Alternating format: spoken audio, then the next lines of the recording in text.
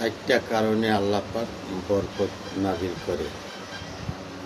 দ্বীনের রাস্তায় ব্যয় করা, আল্লাহর নিয়ামতের শুকরিয়া আদায় করা, মানুষকে সহযোগিতা দান করা দেওয়া, কাজ শেষে আল্লাহ পাকের জিকির করা, আল্লাহ পাকের শুকরিয়া আদায় করা। আমরা আসুন আল্লাহ পাকের দেওয়া নিয়ামত থেকে দান সদকা দেই। মানুষের জন্য, জীবনের জন্য মুসলমান ভাই এক মুসলমান ভাই আর এক মুসলমান ভাইকে সাহায্য সহযোগিতা করি। যারা অভাবে আছে তাদেরকে সাহায্য করি।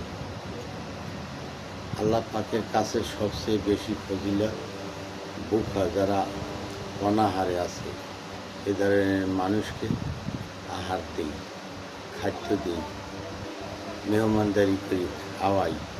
এক কথা মানুষ খাওয়ানো আল্লাহ সবচেয়ে পছন্দ করেন।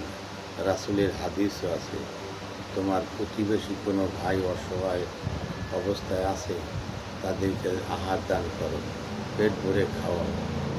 আমরা আশা করি সবাইকে সহযোগিতা করি।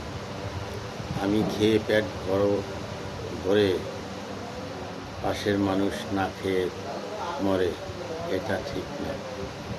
একজন অনাহারকে অন্ন দান করা সবচেয়ে ফজিলতের বিষয়, তাতে আল্লাহ পাক খুশি হয়।